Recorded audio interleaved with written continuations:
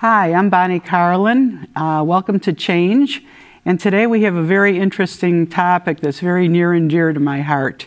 It is a project that was thought of and developed right here, and we're going to find out more about it. It's our garden. And the garden has grown to immense proportions in the community and involved many, many people. So we'd like to find out about the project and how it got started and what good it does for the community. But before we do, I'd like our panel to introduce themselves. Hi, I'm Doree Bryan. I'm the Supervisor of Human Services for the Village of Schaumburg.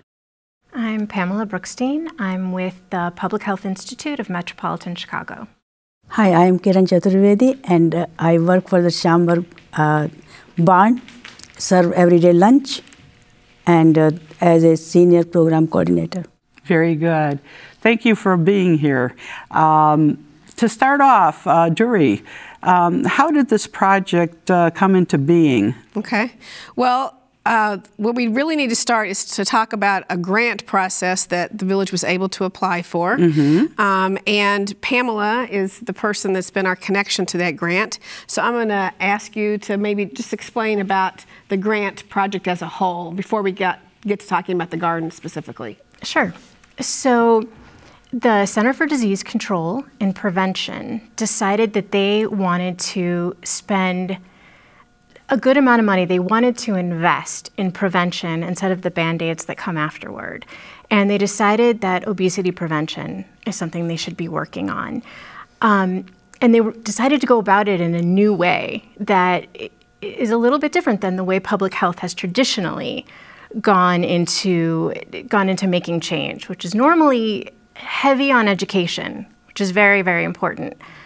But the idea this time was, what if we tried to change the actual environment, change the built environment, and make it easier for people to make a healthy choice because it's the easier choice to make. So, for instance, the streets would have bike lanes on them. And that way, you could easily make the choice to ride your bike someplace, like to the grocery store, instead of knowing that you had to drive. And that way you're living a little more actively. Another way is to look at food access and putting in community gardens and supporting gardens so that there would be more healthy food that is affordable for people to choose. So the Public Health Institute of Metropolitan Chicago and the Cook County Department of Public Health joined together, and they applied to the CDC for this money to help create model communities across suburban Cook. And health departments and agencies across the United States applied, and PHI and Cook County won one of these grants, and then communities such as Schaumburg and organizations and school districts applied to our partnership for money to help them start on the path to become model communities or to continue the good work that they'd already started. Right.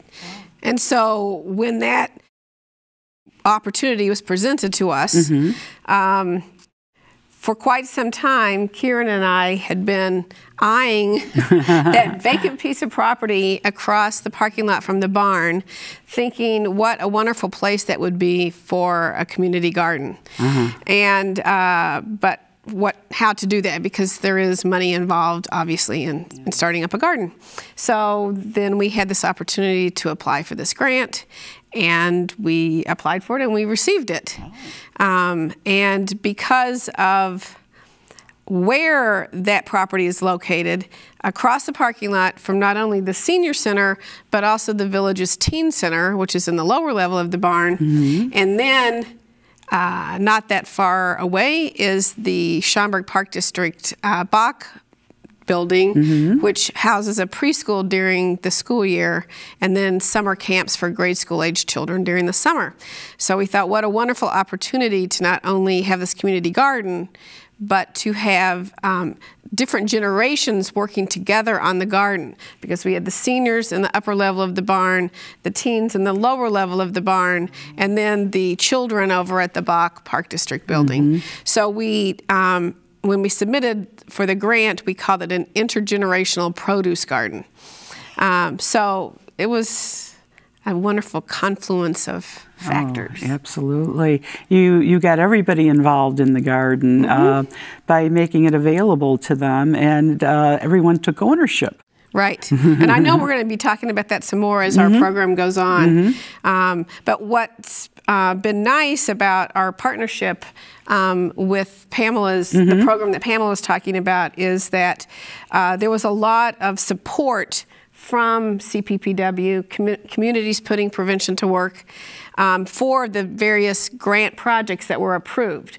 So, for instance, Pamela is our liaison from CPPW to our grant project. And so if we have questions, we can run them by Pamela. And, you know, she kind of checks in with us to see how we're doing. So in addition to getting money, which was obviously needed and nice, we got a lot of support, which was also is very valuable. I mean, you probably can't put a money number on it, but it was actually a key component of this grant, that all the grantees were assigned a different coordinator who could help them and introduce them to technical assistance providers that were working on this project that gave help for free. Wow, that was a great contribution. Yeah, and partly it was important because the time frame for this grant was so short. Communities or organizations, grantees received their money in February of this year, and they must have all the money spent by February of next year. Yeah. Oh, so it was a yearly. Yeah, so we went into it knowing that it was going to be a one-year program. It's sometimes there's grants that can be extended, but we knew that this is a program that was not going to be an extended grant. It was going to be for 1 year. And there's many other projects that this grant program funded in the suburban Cook County area. And actually the Village of Schaumburg did get one other grant. In addition to the garden, we also got a grant that's related to our bike path program. Oh, okay. To provide signage for the bike path, right? Well, you're actually updating your current bike plan, which is, I think, over 10 years old. So you're getting an update for that. You are getting signage so that you can sign the current bicycle network, which is wonderful. It tells cyclists, you know, like it's a half a block this way to the garden. So which is important when you're on a bike to know which way to go and how far it is. Oh, that's great. And you're also getting more bike racks. Right, so the village was lucky. We got 2 grants. We got the grant for the garden, and we got the grant for the bike paths project, and Pamela's our liaison for both of those grants. The beauty of this garden is it is for everybody. For seniors, they can, you know, standing and doing that.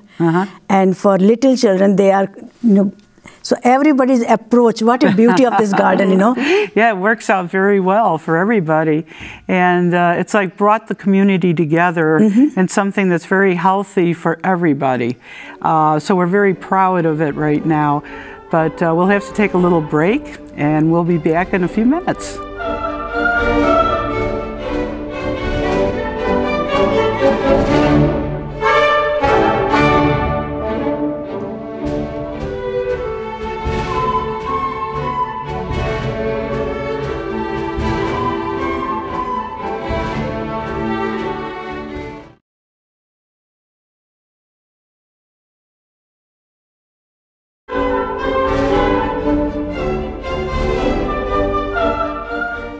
Hi, welcome back to Change. We're talking about our intergenerational garden that was started last year that we're very proud of.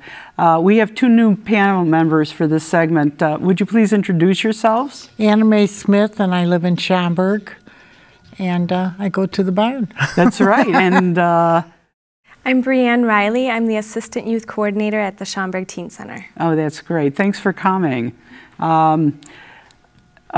Doree, we're talking about the garden itself. Okay. And you've had a lot to do with it, obviously, from the planning on. Right. And what about the mechanics of the garden? Okay. Well, when we discovered that we had received the grant money, we went to work designing the garden, because we found out about the grant money in like January of this year, and we knew that with a garden, you need to be able to be ready to plant by like the beginning of June.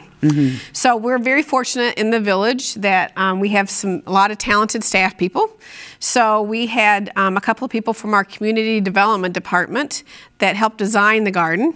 And then we had some people from our engineering and public works department actually construct the garden. So the garden is 50 feet wide by 72 feet long. It is surrounded by a picket type of fence.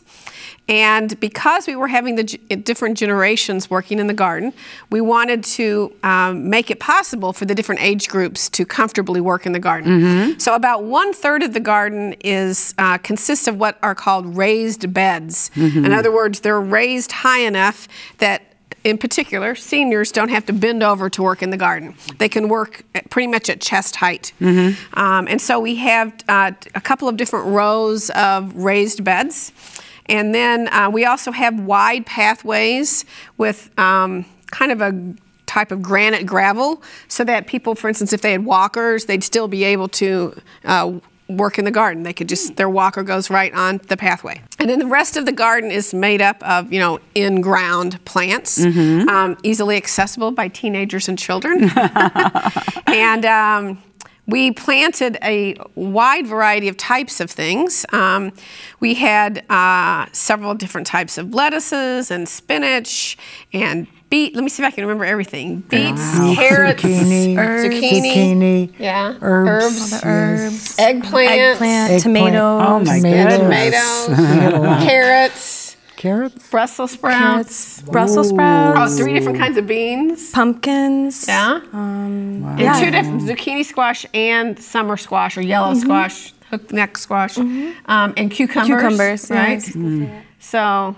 Snap peas, those were popular. Yeah, those were very popular. So we had a wide variety of, it was all vegetables and herbs this year.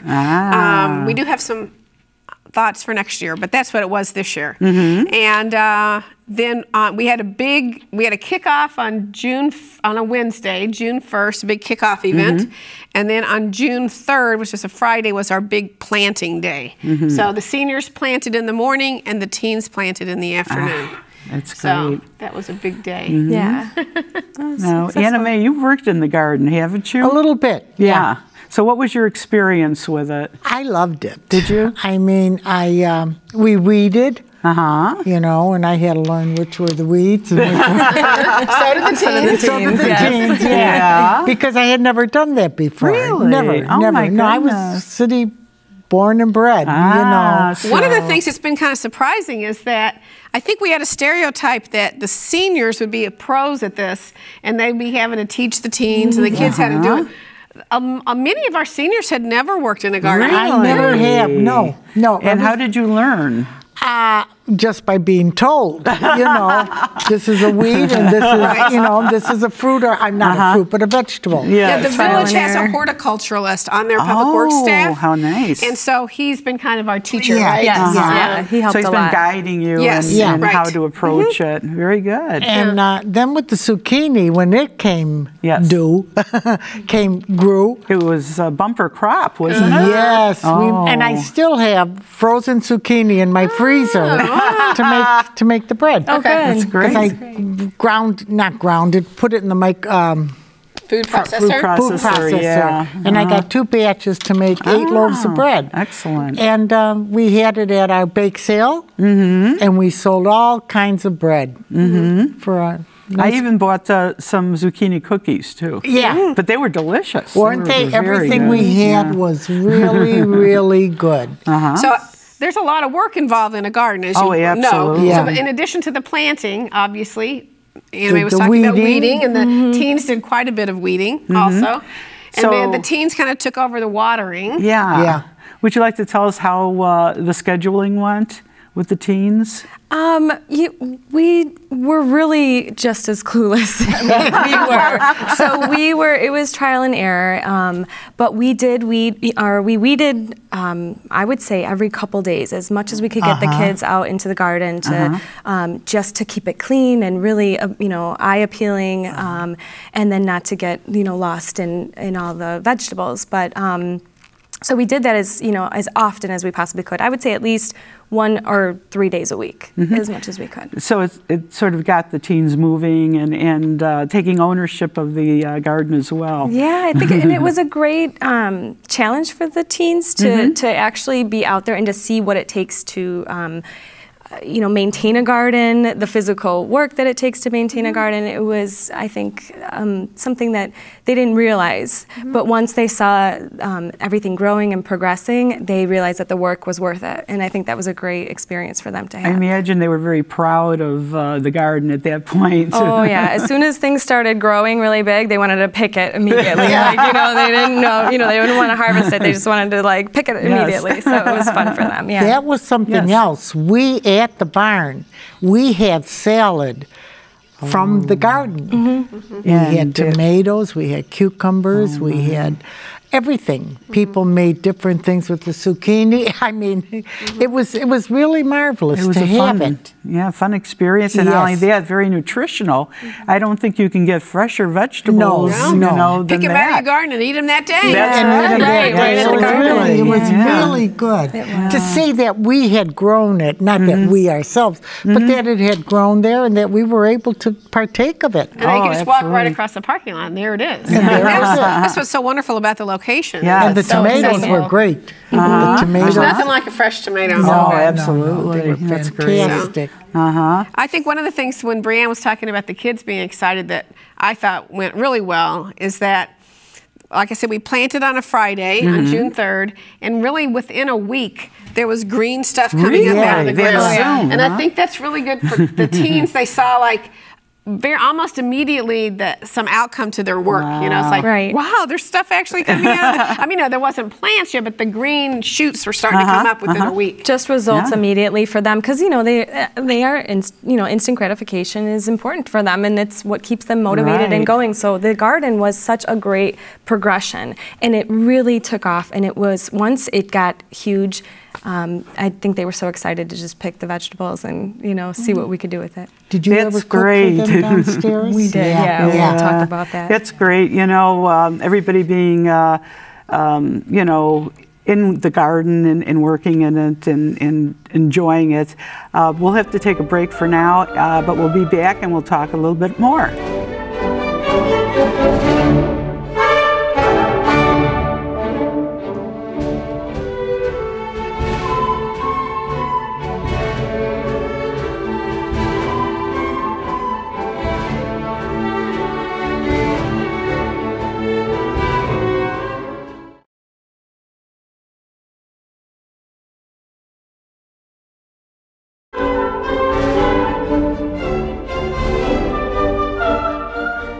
Hi, welcome back to Change.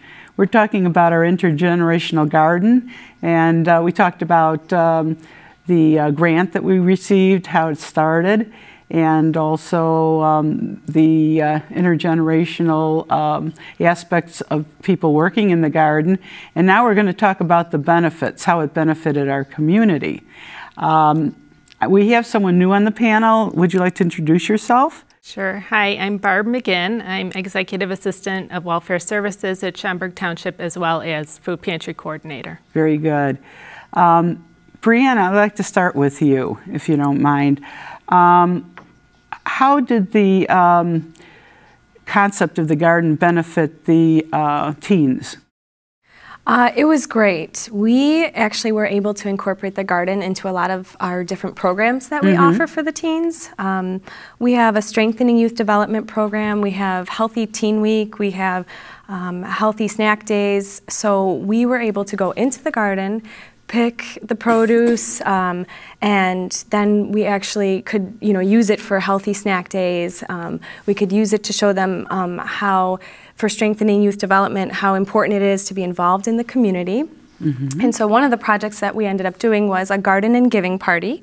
And we picked all the produce, we washed it, we bagged it, we cut up what was needed to be cut up, and we bagged it and we brought it over to the Schaumburg Food Pantry. And then we went back and we used some of the produce for ourselves, and we made zucchini bread and we made salads and we cut up vegetables, and the kids had this glorious meal for the day, all from the garden. Plus, we were able to give to the Schaumburg Food Pantry and help the community. So they got a lot of different aspects and uses out of the garden. It's great. Oh, that's fantastic for our youth to give back to the community because we are stronger for that. Absolutely. Brian, I have one question on that. That kids were doing this as a joy, or they were thinking it's my chore to do that? Oh no, they loved it. Yeah, that was. They loved it, and it was. I was pleasantly surprised at the amount of effort that they put into it. Once they knew what we were doing and where it was going, I couldn't believe how much they talked about giving to the community. So that was a pleasure to see the kids really caring about people that need this food. You know, washing all the vegetables, it is a chore, but they did it with love and they did it with care and concern, and I thought it was a great experience for them. It's a really great training to teach them how to care about the community at large, you know. I think it's character building, you know, an event. Wonderful. Yeah. For their self-esteem. Right, exactly. So, and even, even to see the food pantry, to be in the food pantry and see all the, you know, all the food and the rest of the community that is giving, you know, I think was also such a learning experience for them. They feel good because they're also, you know, partaking in that and providing for the food pantry as well. Yeah. So Barbara, can you tell me a little bit about the garden from your aspect of the food pantry? I sure can. Because Schaumburg Township Food Pantry is donation-based, we do receive a lot of canned goods. You know, the stereotype of a food pantry is canned goods primarily, not necessarily the healthiest choices available. Our food pantry is client choice. We offer a lot of variety because we have generous community who gives garden things from vegetables and fruit from the gardens. That just gives us more to provide more choices for the clients to choose from. And I honestly have to say they look forward to it. In March, they're asking, when are the tomatoes coming, the fresh garden tomatoes? And they always show up. I just say, you know, just wait and we'll have an abundance in no time. So it's very popular at the pantry.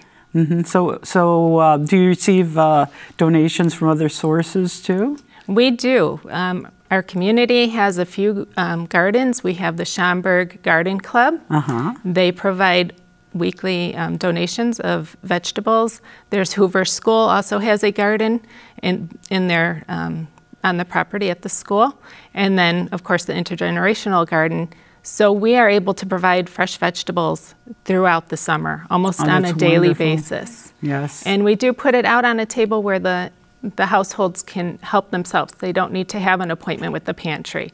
If they want to walk in and help themselves to the vegetables that are available that day, because they don't last very long, they can walk in and help themselves. Well, this is kind of a new concept for the food pantry, though, of having fresh, you know, produce available to the clients that come in. It is, and it's a nice option, a healthy option. Very good.